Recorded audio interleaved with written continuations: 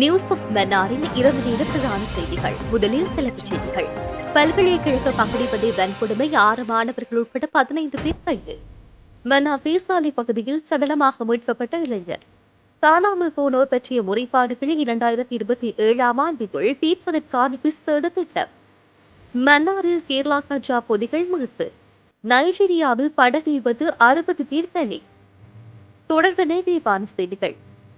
கிழக்கு பல்கலைக்கழக தொழில்நுட்ப பீடத்தில் மாணவிகள் குழுவை பகடிப்பதை வன்கொடுமை செய்ததாக கூறப்படும் குற்றச்சாட்டின் பேரில் 6 மாணவிகள் மற்றும் 9 ஆண் மாணவர்கள் உட்பட 15 பல்கலைக்கழக மாணவர்கள் குற்றப்புலனாய்வு துறையினரால் கைது செய்யப்பட்டுள்ளனர்.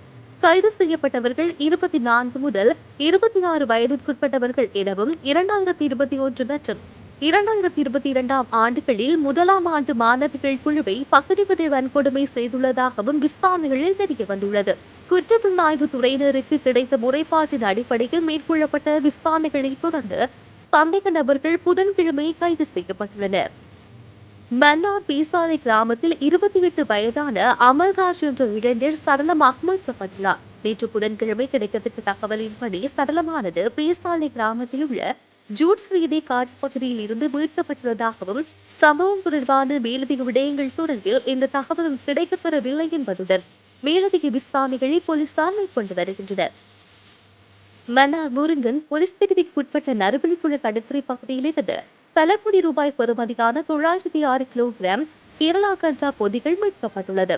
மன்னார் போலீஸ் விசேட அதிரடிப்படைக்கு கிடைத்த தகவலின் அடிப்படையில் முருங்கன் போலீசார் மற்றும் கடற்படையினர் இணைந்து புதன்கிழமை காலை நறுவலிக்குள கடற்கரை பகுதியில் விசேட தேடுதல் நடவடிக்கையை மேற்கொண்டனர். இந்த தேடுதலின் போது 25 மூட்டைகளில் பொதி செய்யப்பட்ட 398 சிறிய பொதிகளை கொண்ட கேரளா கஞ்சா மீட்கப்பட்டுள்ளது. இதன் எடை 976 கிலோகிராம் என தெரிவிக்கப்பட்டுள்ளது.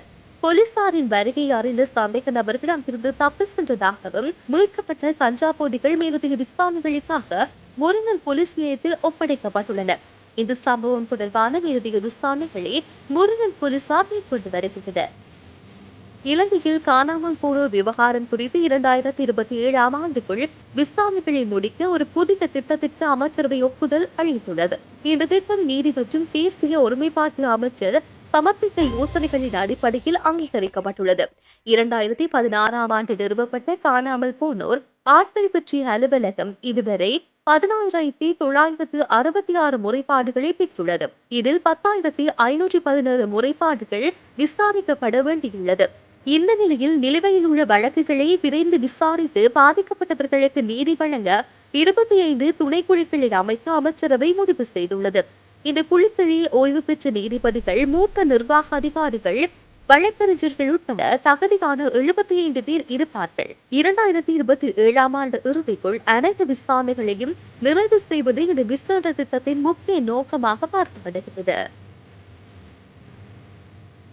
நைஜீரியா வடமத்திய நைஜர் மாநிலத்தில் பயணிகளை ஈர்த்து சென்ற படகு ஒன்று கவிழ்ந்ததில் சுமார் 6 பேர் உயிரிழந்துள்ளதாக சர்வதேச ஊடகம் செய்தி வெளியிட்டுள்ளது.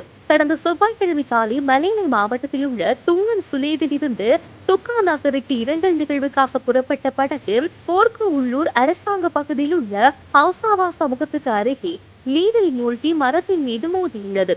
இந்த விபத்தின் போது சுமார் 100க்கும் மேற்பட்டோர் படகில் பயணித்துள்ளனர். விபத்தில் உயிரிழந்தவர்களின் எண்ணிக்கை 60ஆக உயர்ந்துள்ளதாகவும் தெரிவிக்கப்பட்டுள்ளது. மேலும் 10 பேர் ஆபத்தான நிலையில் உள்ளதாகவும் பலர் இன்னும் தேடப்பட்டு வருவதாகவும் அதிகாரிகள் தெரிவித்துள்ளனர். பாதிக்கப்பட்டவர்களில் பெரும்பாலானோர் பெண்களும் சிறுவர்களும் என அந்த நாட்டு அதிகாரிகள் குறிப்பிட்டுள்ளனர்.